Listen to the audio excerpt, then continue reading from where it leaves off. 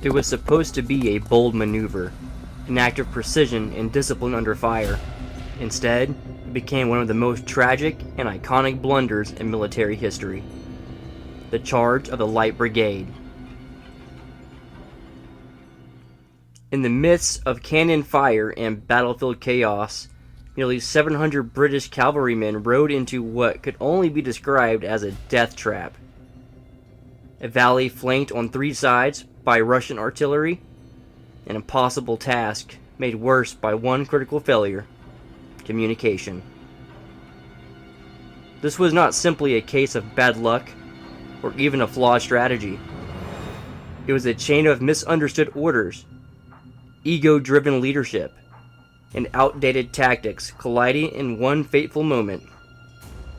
To understand the charge of the Light Brigade, we must look beyond the poetry and legend, and into the tragic truth behind one of history's worst military decisions. The Crimean War was a geopolitical clash that pitted Europe's major powers against each other in a struggle for influence.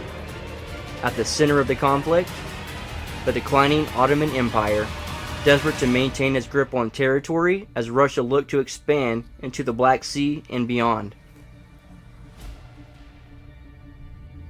Britain and France, wary of Russian ambition, allied with the Ottomans to stop the spread. The war began in 1853, and by 1854 had turned into a brutal slog in the Crimean Peninsula. Troops battled not only each other, but harsh terrain, inadequate logistics, and disease. Among the British forces was the Light Brigade, part of the cavalry division, trained for fast, precise strikes, not frontal assaults. These men were mounted on swift horses, wearing light uniforms, and carried sabers rather than heavy firearms. Their role was clear: speed, mobility, and shock value. But the command structure above them was anything but clear.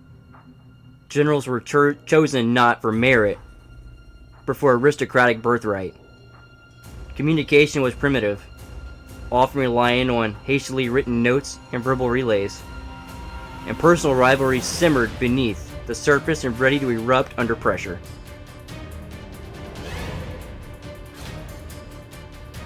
On October 25, 1854, the Russians launched an attack near the town of Balaclava.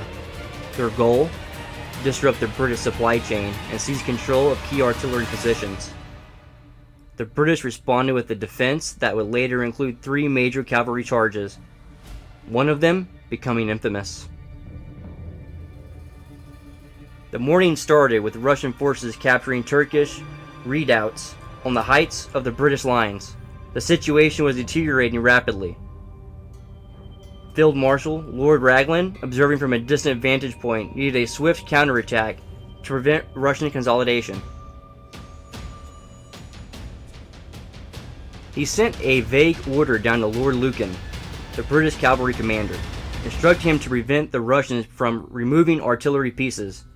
But there was a fatal flaw. Raglan's message didn't specify which guns or where they were. Lord Lucan and his subordinate, Lord Cardigan, were not only confused, they despised each other. Their mutual loathing led to minimal communication and zero collaboration. And in war, silence can be fatal. What followed was a textbook case of how pride, ambiguity, and poor communication can turn a strategic response into a suicide mission. Lord Raglan's order, as written, was simple but disastrously unclear. Lord Raglan wishes the cavalry to advance rapidly to the front, follow the enemy, and try to prevent the enemy from carrying away the guns. But Raglan could see the real target from his position, the Russians retreating with the captured British guns. Lucan and Cardigan, positioned in the valley below, could not. From their perspective, the only visible artillery was the Russian battery directly ahead. at the far end of a heavily fortified valley. No clarification was given. No map was sent. When Lucan showed Cardigan the order, Cardigan responded with disbelief, but did not challenge it.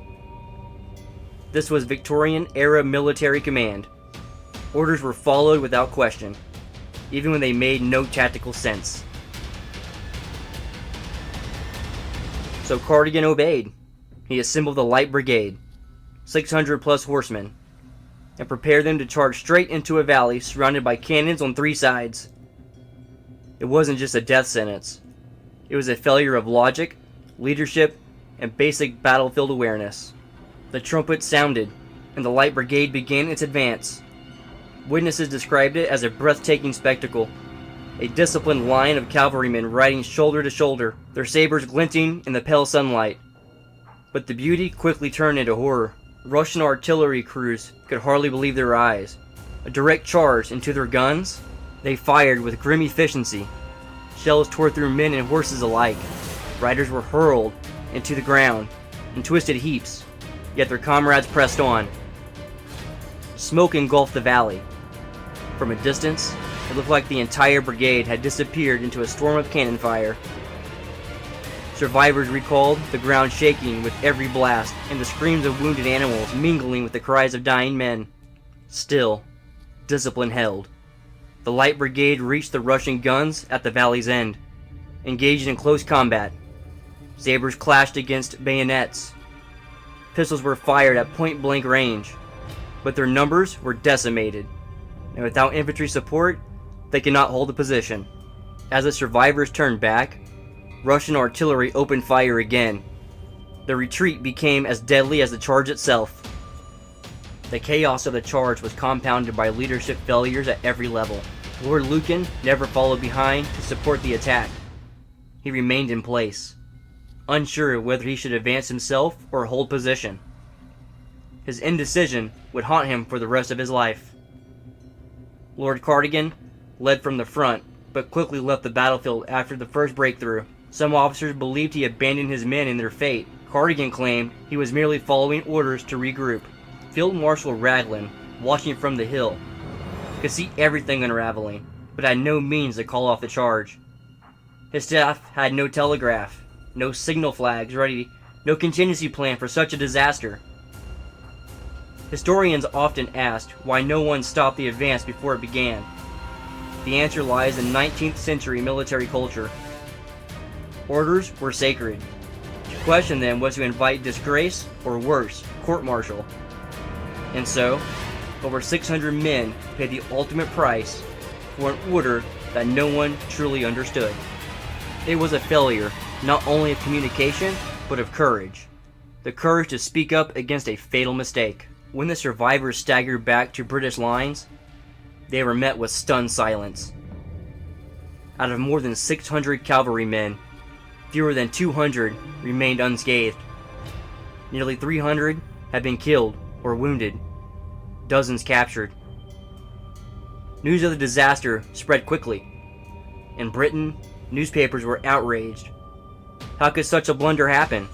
Who was responsible? Lord Cardigan was celebrated in public as a hero, an image he cultivated fiercely. He toured Britain, telling his version of the story, casting himself as the brave commander, but in private, fellow officers accused him of cowardice for leaving the field. Lord Lucan defended his actions in the Parliament. He blamed Raglan for issuing an impossible order. Raglan, in turn, claimed Lucan should have exercised better judgment. No one accepted full responsibility. The public's fascination only grew. Artists painted romantic scenes of the charges. Poets immortalized it as a symbol of noble sacrifice. Yet behind the legend was a far darker reality. A senseless loss of life caused by pride and incompetence. For military historians and strategists, the charge of the Light Brigade is more than a cautionary tale. It is a case study in everything that can go wrong when leadership fails. The first lesson is clear. Clarity in orders is non-negotiable. A single, vague instruction can destroy an entire unit. Modern armies now use precise language, maps, and real-time communication to prevent such disasters. The second lesson is accountability. In the aftermath, not one commander was held fully responsible. Instead, the blame was diluted through layers of bureaucracy and social privilege. Today, transparency and debriefings are designed to uncover the truth, so mistakes can be corrected, not repeated. Finally, the charge underscores the power of myth-making. Even in failure, a story can be reshaped into something glorious. But legends rarely tell the full story. The men of the Light Brigade were brave beyond measure. They died for nothing. As we look back, their sacrifice should inspire not blind admiration, but a commitment to learning from the past. Today, memorials stand in Crimea and Britain to honor the fallen cavalrymen.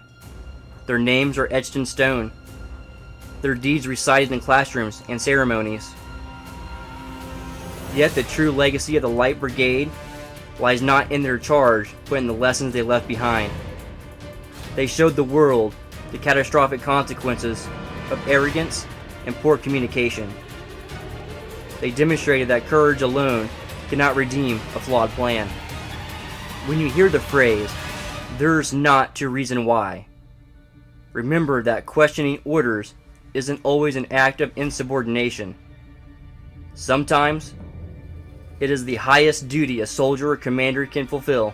In that sense, the charge of the Light Brigade endures, not as a model of heroism, but as a powerful warning never to repeat the same mistakes.